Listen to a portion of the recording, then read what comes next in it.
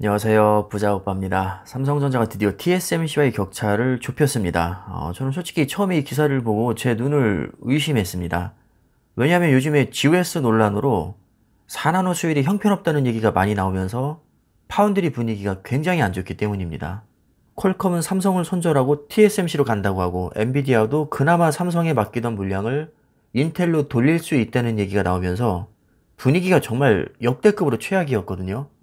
이런 최악의 분위기 속에서 TSMC와의 격차를 좁혔다? 저도 개인적으로 좀 황당하고요. 역시 뭐든지 뚜껑을 까봐야 아는 것 같습니다. 작년 3분기 기준으로 TSMC가 약 53.1%, 삼성전자가 17.2%였는데 4분기에는 각각 52.1%, 18.3%로 TSMC는 1% 줄어든 반면 삼성전자는 1.1%가 올랐습니다. 상위 5개 기업의 성장률을 보면 삼성전자가 15.3%로 가장 높았고 TSMC는 의외로 5.8%로 생각보다 크게 성장하지는 못했습니다. 물론 이 통계는 4나노 수율 문제가 불거지기 전을 기준으로 한 것이기 때문에 향후에는 양상이 바뀔 수도 있겠지만 적어도 작년 말까지는 삼성전자의 성장폭이 눈에 띄게 컸고 TSMC와의 격차를 많이 좁힌 것만큼은 확실합니다.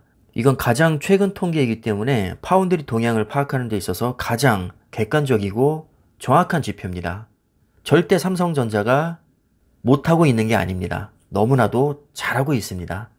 요즘 주가도 너무 지지부진하고 하도 욕을 많이 먹어서 크게 말아먹었을 것 같은데 이렇게 정반대의 결과가 나오니까 한편으로는 안심이 되기도 합니다. 생각해보면 삼성전자뿐만 아니라 모든 기업은 항상 위기를 겪으면서 성장하는 게 당연한 건데 유독 삼성전자만 욕을 많이 먹고 있는 것 같습니다. TSMC도 3나노 수율 못 잡아서 양산 시기 연기했고요. 이로 인해서 애플도 타격을 받았습니다. 인텔도 재작년에 7나노 공정을 사실상 무기한 연기하면서 주가 굉장히 많이 폭락했었고요. 아직도 분위기가 그렇게 좋진 않습니다. 가장 혁신적인 기업으로 손꼽히는 테슬라도 소송 밥 먹듯이 당하고 자율주행 중에 사망사고가 발생해서 여러 번 곤혹을 치룬 적이 있습니다. 이렇게 세계에서 난다긴다는 기업들도 실수와 실패를 반복하면서 성장하는 게 당연한 건데 삼성전자라고 무조건 잘 나갈 수만은 없는 노릇입니다. 당연히 수율 잡기 어렵습니다. 지금 문제가 되고 있는 4나노급은 전 세계에서 TSMC와 삼성전자만이 구현할 수 있는 기술이고 다른 기업들은 아예 흉내도 못 냅니다. 수율이 문제가 아니라 그냥 만들지조차 못합니다. 사실상 7나노 이하로 접어들면서 다른 기업들은 초미세 공정을 포기한 상태고 그나마 인텔이 조금 가능성이 있는 정도입니다. 워낙 난이도가 높은 기술이라 수율 못 잡는 게 어떻게 보면 너무 당연한 것이고 TSMC가 워낙에 역사가 깊고 한 우물만 판 기업이라 삼성전자와 단순 비교하기에는 무리가 있습니다. 당연히 모든 면에서 TSMC가 삼성전자보다 앞섭니다. 이건 삼성전자가 못해서가 아니라 TSMC가 너무 괴물이라서 그렇습니다. 사업 구조만 봐도 삼성전자는 메모리 반도체가 주력이고 파운드리는 후발주자입니다. 이 정도 따라 붙는 것만 해도 사실 사기 캐릭입니다. 분명 파운드리에서 고전하고 있는 것도 사실이고 기술력 부족으로 고객들에게 손절당하고 있는 것도 사실이지만 이것은 기업이 성장하는 자연스러운 과정이지 절대 암울한 상황이 아닙니다. 애초에 우리가 삼성전자에 투자하는 이유가 뭔가요? 돈 많고 저력 있는 기업이니까 위기가 와도 이겨낼 힘이 있다고 믿기 때문입니다. 위기가 아예 없다고 생각하는 것은 너무 이상적입니다. 그 어떤 기업도 위기가 없을 수는 없죠.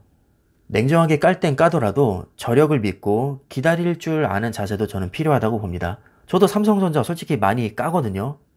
애정이 있으니까 까는 거지 관심이 없으면 깔 이유가 없습니다. 제가 테슬라 얘기를 또 안 할 수가 없는 게 지금이야 초대박 종목으로 평가를 받고 있지만 삼성전자 저리 가라 할 정도로 위기가 정말 많았던 기업입니다. 상장 폐지 위기도 여러 번 겪었었고 공매도가 유독 많았던 종목이기도 합니다. 심지어 한동안 적자에 시달렸었고 안티도 굉장히 많습니다. 지금도 안티 너무 많습니다. 고평가 논란 오래전부터 지금까지도 끊이지 않고 있습니다. 하지만 결론은 어차피 될 놈은 된다는 겁니다. 현대차나 기아차에서 신차를 출시하면 너무 비싸다고 그렇게 욕을 많이 먹는다는데 이상하게 욕을 많이 먹을수록 판매량이 잘 나온다고 합니다. 정말 희한하죠. 수입차도 마찬가지입니다. 벤츠, BMW, 아우디 결함 진짜 많죠. 그런데 그렇게 결함이 많고 뭐 서비스 센터 한번 들어가려면 몇 달이 걸린다, 그렇게 말이 많아도 여전히 최소 몇 개월에서 1년 이상까지도 신차가 나오기만을 기다리고 있습니다.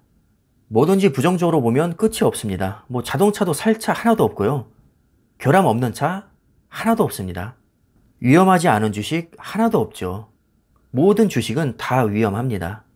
삼성전자도 위기 굉장히 많이 겪었던 기업이고 지금도 위기투성입니다. 경쟁사만 해도 뭐 한두 기업이어야죠. 스마트폰에서는 애플한테 발려, 파운드리에서는 TSMC한테 발려, 메모리 반도체에서는 SK하이닉스와 마이크론에게 똥과까지 추격을 당하고 뭐 하나 만만한 게 하나도 없습니다. 하지만 결론은 이런 위기를 수없이 겪으면서 계속해서 우상향해왔죠. 저는 앞으로도 이런 식으로 위기를 겪으면서 우상향할 거라고 봅니다. 삼성전자는 위기가 없는 기업이 아니라 위기를 극복할 만한 힘이 있는 기업입니다. 요즘 안 좋은 소식들이 많이 들리고 있는데 저는 하나의 성장통이라고 생각을 하고 있습니다. 이런 성장통을 겪으면서 발전해가는 거죠. 어떻게 위기가 없을 수가 있을까요?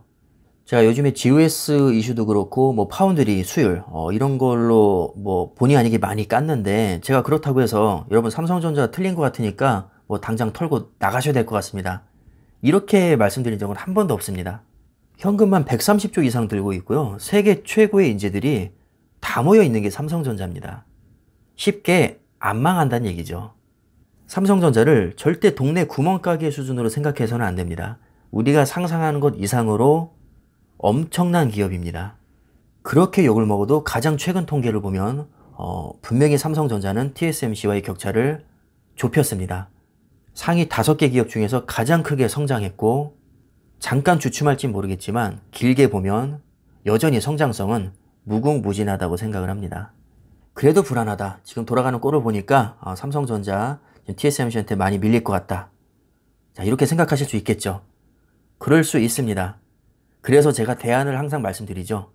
TSMC는 필라델피아 반도체 편입이 되어 있고 여기에는 인텔과 퀄컴, 엔비디아, AMD 이런 어마어마한 기업들이 다 모여 있습니다. 그렇다면 크게 고민할 필요가 있을까요? 삼성전자가 조금 불안하다면 필라델피아 반도체에도 같이 투자를 하시면 됩니다. 뭐 삼성전자 비중 축소하고 갈아타셔도 되고요.